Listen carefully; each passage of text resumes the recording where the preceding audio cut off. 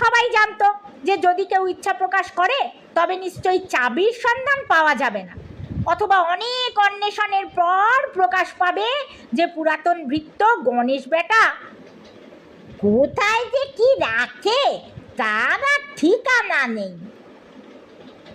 গণেশও বিনা প্রতিবাদে সমস্ত অপবাদ স্বীকার করে নেবে।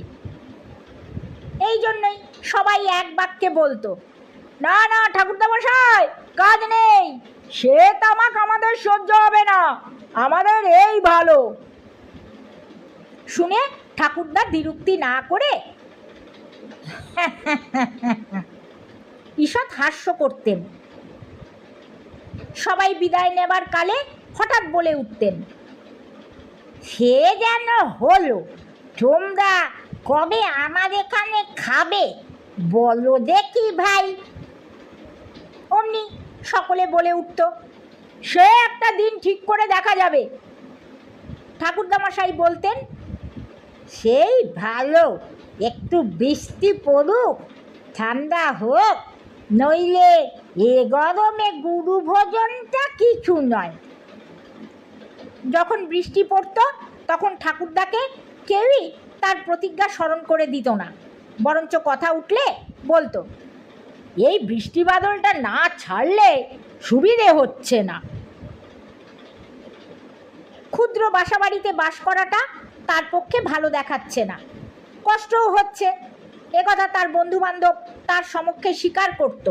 অথচ কলকাতায় কিনবার উপযুক্ত বাড়ি খুঁজে পাওয়া যে কত কঠিন সে বিষয়েও কারো সন্দেহ ছিল না।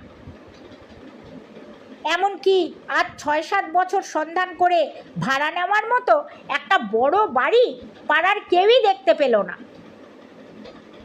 অবশেষে ঠাকুরদামশাই বলতেন, তা হোক ভাই, তোমাদের কাছাকাছি আছি, এই আমার সুখ। নয়নজোড়ে বড় বাড়ি তো পড়েই আছে, কিন্তু সেখানে কি মন টেকে? আমার বিশ্বাস ঠাকুরদাও জানতেন যে সকলে তার অবস্থা জানে, আর যখন তিনি ভূতপূর্ব নয়নজোড়কে বর্তমান বলে ভান করতেন, অন্য সকলেও তাতে যোগ দিত। তখন মনে মনে বুঝতেন যে পরস্পরের এই ছলনা কেবল পরস্পরের প্রতি সৌহার্দ্যবশত। কিন্তু আমার ভীষণ বিরক্তি হতো। অল্প বয়সে পরের নিরীহ গর্ব দমন করতে ইচ্ছা করে। সহস্র গুরুতর অপরাধের তুলনায় নির্বুদ্ধিতাই সর্বাপেক্ষা অসহ্য বোধ হয়। কৈলাস